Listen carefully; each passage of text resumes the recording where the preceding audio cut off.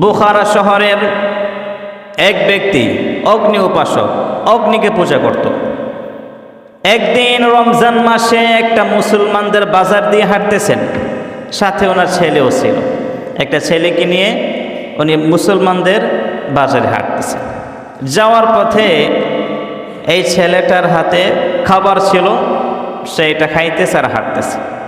মুসলমানদের বাজারে খাইতেছে আর হাঁটতেছে। এইটা দেখে বাবার আগে এক থাপ্পড় দিলেন এই ছেলের গায়ে। ছেলে বলে উঠল, বাবা কি ব্যাপার, আমাকে মারেন কেন? আমি তো খাবার খাইতেছি, আমি তো অন্য কোনো কিছু করি না, এই খাবার তো খাইতেছি, কেন মারলেন, কেন থাপ্পড় দিলেন?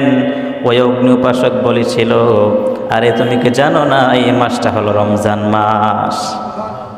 অগ্নি উপাসক অগ্নির পূজা করে, জানো না এই মাসটা রমজান মাস? আর আমরা যে রাস্তা দিয়ে হাঁটতেছি, যে বাজার দিয়ে হাঁটতেছি, এটা মুসলমানদের বাজার।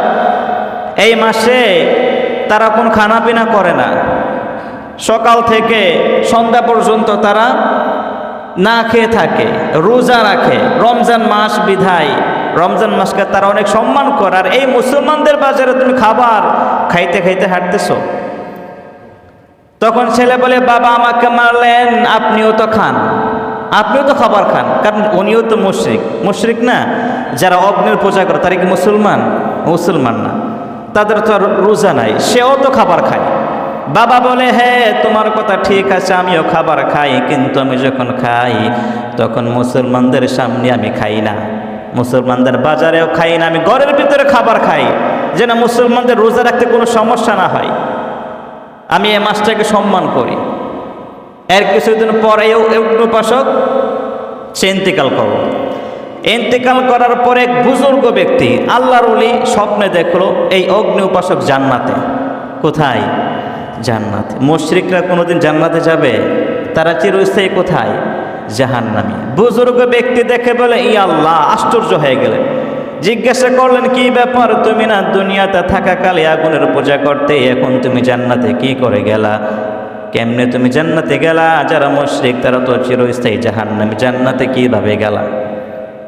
তখন অগ্নি উপাসক উত্তর দেয়, ঠিক আছে, আপনার কথা ঠিক আছে, যারা মুশরিক তারা জাহান্নামী, কিন্তু আমি রমজান মাসকে একবার সম্মান করেছিলাম, আমার ছেলে খাবার খাইছিল, তাকে আমি রমজান মাসের সম্মানার্থে তাকে আমি খাবার খাইতে দেই না। এই রমজান মাসকে সম্মান করার কারণে যখন আমার মৃত্যু সন্নিকটে, যখন মৃত্যু চলে আসলো, যখন কাছাকাছি মুহূর্ত, তখন আল্লাহ তাআলা আমার ভিতরে এমন একটা নূর দিলেন, এই নূরের কারণে আমি মৃত্যুর আগ মুহূর্তে কালিমা পড়ে মুসলমান হয়ে গিয়েছিলাম। সুবহানাল্লাহ। এই কারণে যখন আমি মারা গিয়েছি, আল্লাহ তাআলা আমাকে বিনা হিসেবে জান্নাত দিয়ে দিয়েছেন। একজন অগ্নি উপাসক আগুনের পূজা করত, সে যদি এই রমজান মাসকে সম্মান করার কারণে সে জান্নাত লাভ করতে পারে, আমরা পারি কি পারি না? আমরা সেই আশা করতে পারি কি পারি না? আল্লাহ আমাদেরকে দিতে পারেন কি পারেন না?